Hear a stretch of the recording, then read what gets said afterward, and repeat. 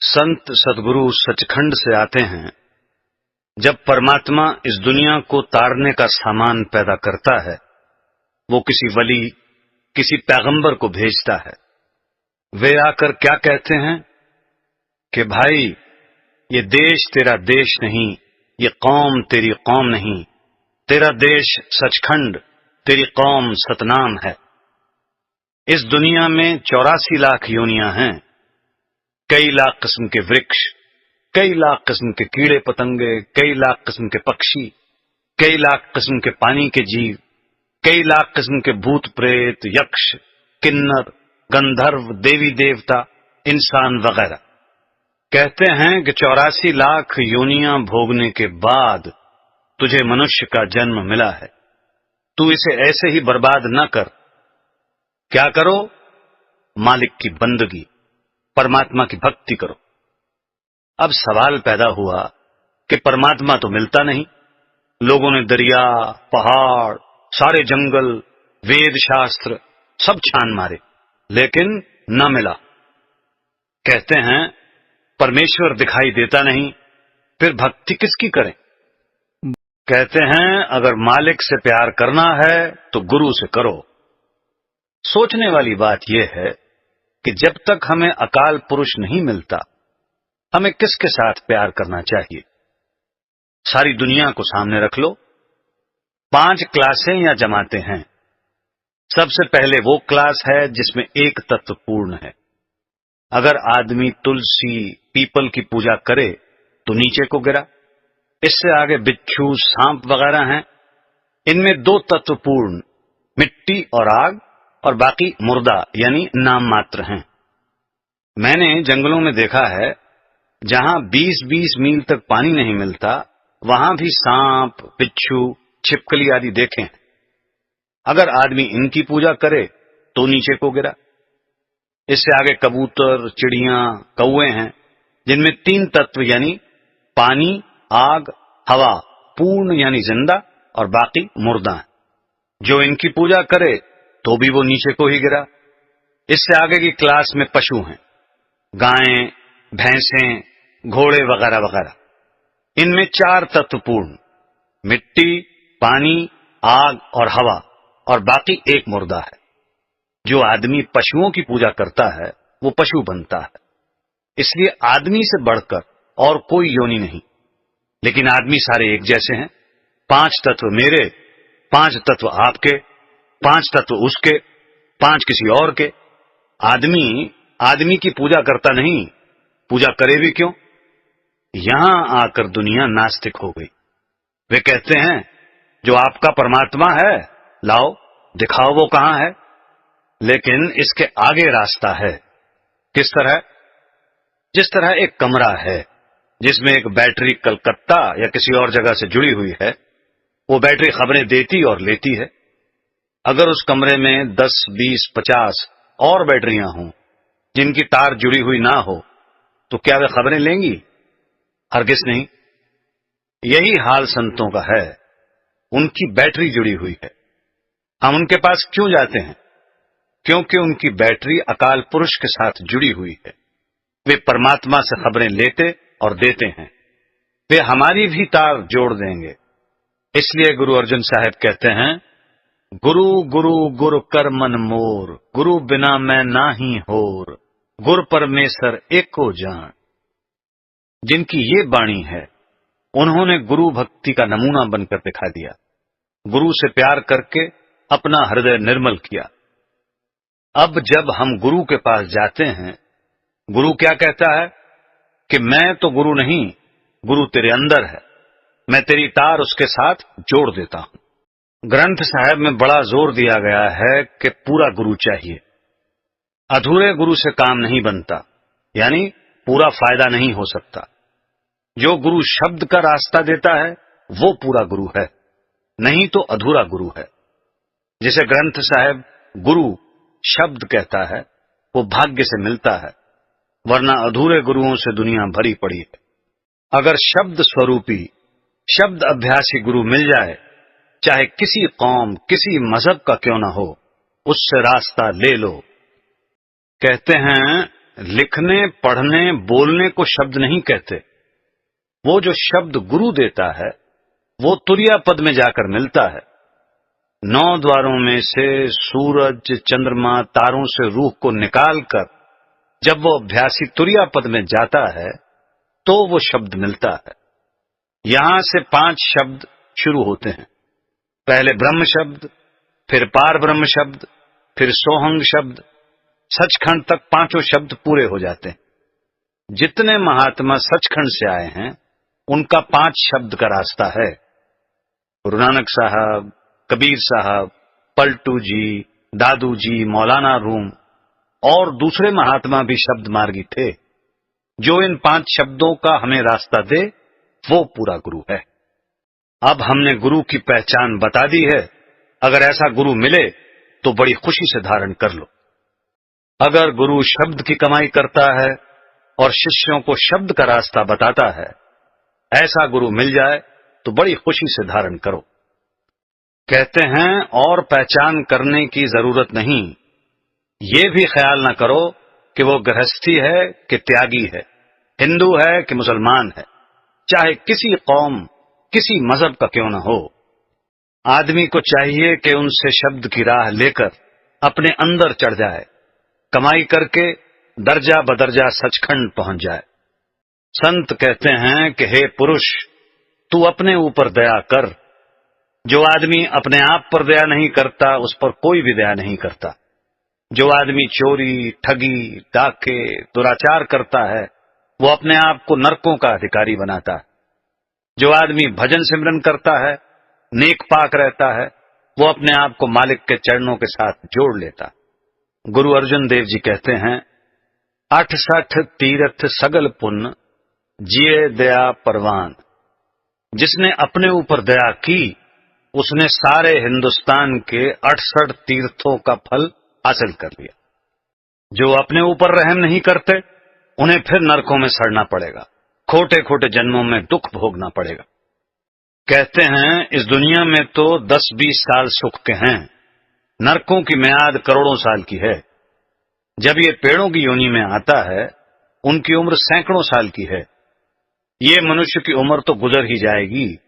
अगर अच्छे अच्छे पलंगों महलों में गुजर गई तो भी, अगर फर्श पर सोकर गुजार लो तो भी, अगर मालिक के भजन में 10-20 साल गुजार लो तो फिर 84 से, जन्म मरण से सदा के लिए आजाद हो जाओ। अगर यह मनुष्य जन्म में भूल जाए तो फिर हजारों सालों के बाद बारी आएगी। क्योंकि संत सचखंड से आते हैं इसलिए बार बार हमें समझाते हैं कि पुरुषों, हम तुम्हें दुखी देखकर समझाते हैं। हे पुरुषों, हमें तुम पर रहम आता है। अगर आप जरा भी अपने ऊपर रहम करके मेहनत करनी शुरू करो, अंदर चलो, हम तुम्हारे साथ हैं, मदद करेंगे। जब तक तुम्हारा पर्दा नहीं खुलता तुम गुरु से प्यार करो। अगर आदमी चोरों के पास बैठता है चोर हो जाता है, प्लेग वाले के पास बैठता है प्लेग हो जाता है, हैजे वाले के पास बैठता है हैजा हो जाता है। अगर संतों के पास बैठता है संत हो जाता है। क्यों? क्योंकि उनकी किरणें जीवों को साफ करती हैं, प्यार वाली दृष्टि उनके जीव पर पड़ती। जिस तरह सारी नदियां समुद्र में गिरती हैं, जिसने समुद्र में नहा लिया उसने सारी नदियों में स्नान कर लिया। इसी तरह सारे देवी देवता मालिक के अधीन हैं, सारे खंड ब्रह्मांड मालिक के हुक्म में हैं। अगर शिष्य ने गुरु से प्यार कर लिया उसने सारे देवी देवताओं से प्यार कर लिया। कहते हैं ब्रह्म, पार ब्रह्म, देवी देवता सब हरि रूप सतगुरु की पूजा से मिल जाते हैं। जिसे इनके दर्शन करने हो वो गुरु के मार्गदर्शन में अभ्यास करे। मूल चक्र में गणेश है, इंद्री चक्र में ब्रह्मा है, नाभि चक्र में विष्णु है, हृदय चक्र में शिव है और कंठ चक्र में शक्ति। इसी तरह ब्रह्म इसके अंदर है, पार ब्रह्म इसके अंदर है, मगर बगैर गुरु के खाक भी नहीं मिलती।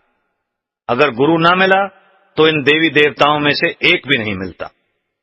कहते हैं अगर गुरु से तुम्हारा प्यार है तो सारे देवी देवताओं की सेवा हो गई, इसमें जरा भी शक नहीं। इसलिए हम तुम्हें बार बार गुरु की भक्ति करने पर जोर देते हैं। गुरु अंगद देव जी कहते हैं, जे 100 चंदा उगवे सूरज चढ़े 1000, एते चानन होंदियां गुर बिन कोर अंधार। लाखों सूरज चंद्रमा चढ़ जाएं, बाहर रोशनी हो जाएगी, मगर जब आंखें बंद करो तो अंदर अंधेरा है। अगर पूरा गुरु मिल जाए, शिष्य अभ्यास करके अंदर शब्द के साथ जुड़ जाए तो अंदर पर्दा खुल जाए। जो जीते जी मुक्ति है वो गिनती में है, बाकी सब ऐसे ही है। कहते हैं, गुरु की महिमा कहां तक करें, गुरु के बराबर गुरु ही है और कोई नहीं। दुनिया के सारे मतों में जो भी भजन सिमरन अभ्यास करते हैं गुरु की महिमा करते हैं। सारे वेद शास्त्र कहते हैं कि बिना गुरु ना किसी को परमेश्वर मिला न मिलेगा। कहते हैं, दुनिया की दौलत पैदा करने के लिए तुम लड़ाइयों में जाते हो, वो धन बाल बच्चों की सेवा में खर्च करते हो, वे बाल बच्चे साथ नहीं जाते। कहते हैं, अगर इसका 10वां हिस्सा भी गुरु की सेवा में खर्च करो तो तुम्हारा जन्म समर जाए। कहते हैं, तुम हाकिमों की सेवा करते हो, बर्फ गिर रही है, सिपाही पहरे पर खड़ा है, वहीं गिरा और दबकर मर गया। जब हाकिमों की इतनी ताबेदारी करते हो, अगर गुरु की सेवा इसका 100वां भाग भी करो तो वो तुम्हें मालिक के साथ मिला सकता है। कितना दुख उठाकर रुपया लाए, बेटे बेटियों के ब्याह शादियों पर खर्च कर दिया। कहते हैं, ये तो पहले ही तुम्हें बता दिया है कि यहां 4 दिनों का गुजारा है। अगर इसी जन्म में मेहनत करके पर्दा खोल लिया तो कैद से छूट गया, अगर भूल गया तो 84 में गया। लाखों करोड़ों साल गुजार कर फिर मनुष्य जन्म की बारी आएगी। कहते हैं, वो गुरु जो दुनिया में भी तुम्हारे साथ है, आगे मौत के बाद भी तुम्हारे साथ है। जब तक तुम्हें सचखंड नहीं पहुंचा लेते छोड़ते नहीं। उसकी दोस्ती मुकम्मल है या दुनिया की दोस्ती। कहते हैं, जिन बेटे बेटियों को साथ नहीं जाना उनकी सेवा में सारी उम्र लगा दी, और जिस महात्मा को तुम्हें मालिक की दरगाह में लेकर जाना है उसके पास तो कभी सालों तक नहीं गए। कहो, फिर तुम्हारा उद्धार किस तरह होगा? तुम्हें कौन पहुंचाएगा? नरकों के दुखों से कौन बचाएगा? जब मौत आती है घर वाले खड़े होते हैं, ये काला पीला होता है, रंग बदलता है। ये संबंधी साथ नहीं चलते, लेकिन गुरु साथ जाता है और मदद करता है। कहते हैं, अगर ये बात तुम्हारी समझ में नहीं आती तो आओ तुम्हें और तरह से समझाते हैं। कहते हैं, जो बीमारियां तुम्हें आती हैं ये मौत की चिट्ठियां हैं। यमदूतों को एक दिन तुम्हारी जान निकालनी है, इसमें कोई शक नहीं। ये किराए का मकान हमने लिया है, एक दिन छोड़ना है। जब सारी दुनिया को मरते हुए देखते हो, एक दिन तुम्हारी बारी भी आएगी। जिस दिन यहां से जाना है, ना ये धन साथ जाएगा, ना बेटे बेटियां साथ जाएंगे, केवल शब्द और सतगुरु साथ जाएंगे।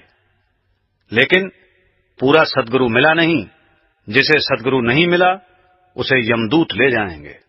कहते हैं, अगर घर में तुम्हारे पास धन दौलत बढ़ जाए तो साध संगत की सेवा में लगाओ। कबीर साहब कहते हैं, जो जल बाढ़ है नाव में, घर में बाढ़ है दाम, दो हाथ लीचिए यही सज्जन को काम। किश्ती दरिया में जा रही है, अगर किश्ती में पानी आना शुरू हो जाए तो सयाना आदमी वही है जो दोनों हाथों से बाहर निकालना शुरू कर दे। किश्ती पार लग जाएगी, नहीं तो उसके डूबने में कोई शक नहीं। इसी तरह अगर घर में रुपया बढ़ना शुरू हो जाए तो मुनासिब यही है कि उसमें से कुछ हिस्सा खैरात यानी दान या गुरु की सेवा में खर्च करो तो धन सफल होगा। कहते हैं, अगर तुम्हारे पास धन दौलत बढ़ जाए तो क्या करो? अगर बुरे कामों में, विषय विकारों में खर्च करोगे तो नरकों में जाने का सामान करोगे। अगर अच्छे कामों में खर्च करोगे तो कमाई सफल होगी। श्रेष्ठ धन कौन सा है? जो गुरु की सेवा में खर्च होता है। लेकिन गुरु शिष्य की सुई तक नहीं लेता, अगर लेता है तो गुरु नहीं। अब ये सत्संग घर बना है, इसमें आप बैठे हो, आराम करते हो। गुरु नानक साहब कहते हैं, गुर पीर सदाए मंगन जाए, ताकै मूल न लगिए पाए, काल खाए किछ हथों दे, नानक राह पछाने से। अपनी नौकरी करे, खेती या मजदूरी करके अपने बाल बच्चों को पाले। संत नामदेव जी ने कपड़े रंगे, गुरु अर्जन साहब ने छहरटा बसाया, गुरु तेग बहादुर ने कीरतपुर आबाद किया। शिष्यों का धन गुरु अपने खाने पीने पहनने में खर्च नहीं करता। गुरु के पास नाम का धन है। दुनिया के धन का उसे क्या करना है? हां, वो चाहता है कि साध संगत की सेवा में लग जाए। पेशावर में बाबा काहन रहता था। जब मैं पेशावर जाता था, वो हर बार मुझसे कुछ न कुछ रुपए मांगता था और लेकर बच्चों और गरीबों में बांट देता था। मैं लड़ाई में गया, वहां राशन सरकारी था और भत्ता वगैरह मिलाकर 2000 रुपया लाया। जब उस बाबा के पास पहुंचा तो कहने लगा कि मुझे इस बार 20 चिट्टे चिट्टे यानी सफेद सफेद और गोल गोल लेने हैं। मैंने कहा, बाबा तू लालची हो गया है। उसने दोबारा कहा कि 20 लेने हैं चिट्टे चिट्टे। मैंने निकाल कर आगे रख दिए। कहने लगा, उठा लो, तुम्हारा दिल टूट जाएगा। देख लो, मैं आप नहीं खाता, ये देखो मैं तुम्हारे सामने गरीब लड़के लड़कियों में बांट देता हूं। मैं चाहता था कि तुम्हें ये रुपए हजम हो जाएं। अगर रुपया साध संगत की सेवा में लगता रहे, गृहस्थी पर न कभी मुकदमा बनता है, न कोई बीमारी आती है। नहीं तो कोई मुकदमा पड़ गया, बीमारी आ गई, हिसाब वहीं का वहीं रह गया। जिसके पास नाम की दौलत है, वो दुनिया की फनाह दौलत से कब प्यार करता है। गुरु तुझ पर उपकार करता है, भूखे को प्यासे को दिलवाता है। कोई मकान बनवा दिया ताकि इसका रुपया सार्थक हो जाए। जो दौलत इस तरह निकलती रहती है, वो आदमी की अपनी है। एक फकीर का कायदा था, वो जिस गांव में जाता था, रोटी उसके घर से खाता था जिसकी हक की कमाई होती थी। यानी वो पहले ये पता कर लेता था। इत्तेफाक से एक दिन एक जंगल से जा रहा था, एक आदमी मिला। उससे पूछा कि इस साथ वाले गांव में कोई हक की कमाई वाला शख्स है? उसने कहा कि फलाना साहूकार है। फिर पूछा कि उसके पास कितना रुपया है? कहने लगा कि 1 लाख के करीब। उसके कितने पुत्र हैं? 4। जब वहां पहुंचा, कहा कि लाला जी रोटी खानी है। साहूकार ने कहा कि आओ जी महात्मा जी, बड़ी खुशी से खाओ। फकीर ने कहा, 2 बातें आपसे पूछनी है। हुक्म करो। साहूकार ने कहा, आपके पास कितना रुपया है? साहूकार ने जवाब दिया, 40-50 हजार। फिर पूछा, आपके कितने पुत्र हैं? साहूकार ने जवाब दिया, 1। महात्मा उठकर चल पड़ा। साहूकार ने हाथ जोड़कर अर्ज की कि महात्मा जी नाराज हो गए, चल क्यों पड़े? महात्मा जी बड़े क्रोध से कहने लगे, मैंने तो तुम्हें धर्मात्मा समझा था, हक की कमाई करने वाला समझा था। तुम तो झूठ की गठरी हो। तुम बताओ, मुझे तुम्हारे पुत्र ले जाने थे या तुम्हारी कमाई बांट लेनी थी? साहूकार ने कहा कि महात्मा जी पहले आप मेरी अर्ज सुन लो। रोटी चाहे खाओ चाहे ना खाओ, मेरा एक पुत्र परमार्थ में मेरी मदद करता है, बाकी सब शराबी कबाबी हैं, वे मेरे लेनदार हैं और मैंने आज तक 40-50 हजार रुपया परमार्थ में लगाया है। बाकी पता नहीं चोरों को ले जाना है कि ठगों को। जब तू परमार्थ में खर्च करता है, ये उपकार है। हमें न किसी से रुपया लेना है न खाना है। गुरु का खुश होना परमात्मा का खुश होना है। गुरु खुश होगा तो हमें परमात्मा से जल्दी मिला देगा। जिस पर गुरु की खुशी है, समझो सारा जहान उसका बाल भी बांका नहीं कर सकता। अगर गुरु खुश है तो धर्मराज कुछ नहीं कर सकता, ना यमदूत कुछ बिगाड़ सकते हैं। कहते हैं, गुरु की महिमा सारे वेद शास्त्र और सारे ऋषि मुनि सुखदेव, नारद, व्यास आदि करते हैं। कहते हैं कि दुनिया के साथ प्यार है और गुरु के साथ वैर रखता है, वो सीधा नरकों में जाएगा। अगर शिष्य गुरु की निंदा करता है या गुरु को मनुष्य जैसा समझता है, तो वो नरकों का अधिकारी है, वो आत्मघाती है। यमदूत उसके साथ निपटेंगे।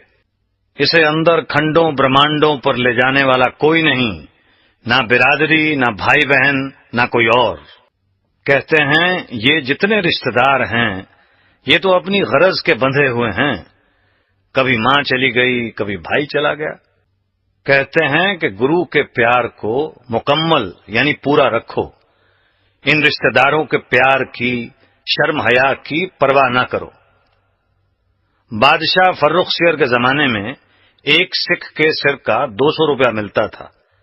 सिखों की जान पर बनी हुई थी, लुक छिप कर गुजारा करते थे। लोगों ने औरतों के सिर काट काट कर पेश कर दिए कि ये सिखों के बच्चे हैं। फर्रुखसियर चाहता था कि सिखों का बीज ही नाश कर दे। इत्तेफाक से जंगल में छिपे हुए 400-500 सिख फौज ने पकड़ लिए, उन्हें बादशाह के सामने पेश किया। बादशाह ने उनके कत्ल का हुक्म दे दिया। उनमें एक सिखों का छोटा सा लड़का था, वो 4-5 खानदानों में एक ही था। उसकी मां को पता चला, वो वजीर की औरत से मिली। वजीर की औरत ने वजीर को कहा, वजीर ने बादशाह से कहा। बादशाह ने कहा कि अगर ये कह दे कि मैं सिख नहीं तो मैं छोड़ दूंगा। जिस वक्त वे सारे सिख बादशाह के सामने आए, उस औरत ने कहा कि ये लड़का मेरा है। बादशाह ने उस लड़के से कहा कि तू कह दे कि मैं सिख नहीं। लड़के ने कहा, मैं सिख हूं, मैं सिख हूं, मैं सिख हूं। आज अल्लाद सबसे पहले मुझे कत्ल कर, ताकि मेरी मां को देर तक दुखी न होना पड़े। इस कदर विश्वास और भरोसा शिष्यों के अंदर होना चाहिए। कैसी जबरदस्त गुरु भक्ति है। गुरु दुनिया में सहायता करता है और अंदर खंडों ब्रह्मांडों में भी मदद करता है। काल भगवान भी गुरु के शिष्यों को छेड़ नहीं सकता, डरता है। एक साहूकार नंबरदार का कायदा था कि वो अपने आसामियों से सूद दर सूद लिया करता था। एक दिन वो एक जमींदार के घर अपने नए मामले का फैसला करने गया। जमींदार ने बहुत जोर लगाया, लेकिन उसने एक न मानी। उसके पशु, बछड़े और जो अनाज था सारा ही ब्याज में गिनगिना लिया, एक कौड़ी न छोड़ी। जमींदार ने भी दिल में कहा कि अच्छा लाला, अब जा और अपना बिस्तरा ले जा। वो मजदूर ढूंढता फिर रहा था, क्योंकि जमींदार ने उसके सलूक से मजदूर लाकर नहीं दिया था। अब गांव में मजदूर कहां से मिले। एक महात्मा बैठा भजन कर रहा था। वो कहने लगा कि मैं तुम्हारा बिस्तरा ले चलता हूं, पर एक शर्त है कि या तो तू मालिक परमात्मा के भजन सिमरन की बातें करता चल और मैं सुनता जाऊंगा, या मैं करता चलता हूं और तू सुनता जा। लाला ने सोचा कि ये कौन सी मुश्किल बात है, ये बातें करता जाएगा, मैं हां हां करता जाऊंगा। उस महात्मा ने उसका बिस्तरा उठा लिया और दोनों बातें करते हुए चल पड़े। जब उसका गांव आ गया, साधु ने कहा कि लो लाला जी, मैं अब जाता हूं। साधु ने दिल में सोचा कि ये क्या याद करेगा कि मेरा किसी साधु से वास्ता पड़ा, इसे कुछ करामात दिखानी चाहिए। साधु ने कहा कि आज से इतने दिन के बाद तेरी मौत हो जाएगी। तेरी सारी उम्र में कोई श्रेष्ठ कर्म नहीं। ये जो 1 घंटा मेरे साथ बातें की हैं, ये है श्रेष्ठ कर्म। तुझे यमदूत ले जाएंगे और पूछेंगे कि तुझे इस 1 घंटे के सत्संग का फल पहले लेना है कि बाद में। तू कहना कि पहले, और फल ये मांगना कि मुझे उसी महात्मा का दर्शन कराओ, फिर जो होगा तू देख लेगा। जब मौत आई, धर्मराज के यमदूत आए और साहूकार को पकड़कर ले गए। जब पेश हुआ, धर्मराज ने चित्रगुप्त को कहा कि इसका एमालनामा यानी कर्मों का लेखा देखो। उन्होंने कहा कि इसका कोई श्रेष्ठ कर्म नहीं। धर्मराज ने फिर कहा कि फिर देखो, शायद कोई श्रेष्ठ कर्म हो। उन्होंने विचार करके कहा कि एक महात्मा के साथ इसने 1 घंटा बातें की हैं, सत्संग किया है। धर्मराज ने पूछा कि तू इसका फल पहले लेना चाहता है कि बाद में। साहूकार कहने लगा कि पहले दे दो, और ये कि जहां वो महात्मा है मुझे वहां ले चलो। बाहर से महात्मा का शरीर यहां इस दुनिया में होता है, लेकिन उनकी सूरत खंडों ब्रह्मांडों पर रहती है। यमदूत साथ गए और वहां ले गए। महात्मा ने कहा, भाई साहूकार, तू आ गया है? साहूकार ने कहा कि जी हां, आपकी कृपा से आ गया हूं, पर वे यमदूत बाहर खड़े हैं। अब जहां मालिक का भजन सिमरन हो वहां यमदूत नहीं जा सकते। साहूकार को अंदर गए काफी देर हो गई, उसका 1 घंटे के सत्संग का फल खत्म हो गया। यमदूत बाहर खड़े हैं और आवाजें और इशारे देकर बुलाते हैं, लेकिन वो बाहर नहीं आया। यमदूत आखिर हार कर चले गए और धर्मराज के आगे जाकर शिकायत की कि अजी वो नहीं आता। धर्मराज ने कहा कि वहां न मेरा गुजारा है न तुम्हारा, इसलिए अब तुम उसका ख्याल छोड़ दो। साधुओं के 1 मिनट के सत्संग के बराबर कोई कर्म नहीं। सत्संग से काल भी डरता है, धर्मराज भी। इसी सिलसिले में गुरु अर्जुन देव जी फरमाते हैं, जह साधु गोबिंद भजन कीर्तन नानक नीत, ना हऊ ना तू ना छुट है निकट न जाइयो दूत। धर्मराज के यमदूत तो केवल मौत के वक्त आते हैं, पर ये रिश्तेदार तो जिंदा यमदूत हैं। इनके लिए क्या क्या नहीं करना पड़ता। हाँ, बाल बच्चे छोड़ने नहीं, उनके साथ व्यवहार रखना है, लेकिन जो असली प्यार है वो गुरु के साथ होना चाहिए। सतगुरु, सत्संग और नाम की कमाई करो। इस दौलत को भी साथ साथ इकट्ठा करते जाओ और साथ साथ गृहस्थ भी निभाओ। कलयुग में मुक्ति के 3 उसूल हैं। अव्वल गुरु, दूसरा सत्संग और तीसरा नाम की कमाई। सारा ग्रंथ साहब इन तीनों की महिमा करता है। इनसे मुक्ति हो सकती है, जन्म मरण खत्म हो सकता है और दुनिया में भी सुख ले सकते हो। गुरु नानक साहब, कबीर साहब और दूसरे जितने महात्मा हुए हैं, सारे यही कहते आए हैं कि जितने सुख हैं 4 दिनों के हैं। न धन साथ जाता है, न ये बादशाहत और न ही हुकूमत साथ जाएगी। जिस तरह हमारे घर के सारे काम जरूरी हैं, इसी तरह मालिक का भजन अति जरूरी है। इसलिए 100 काम छोड़कर भी मालिक का भजन कर लो।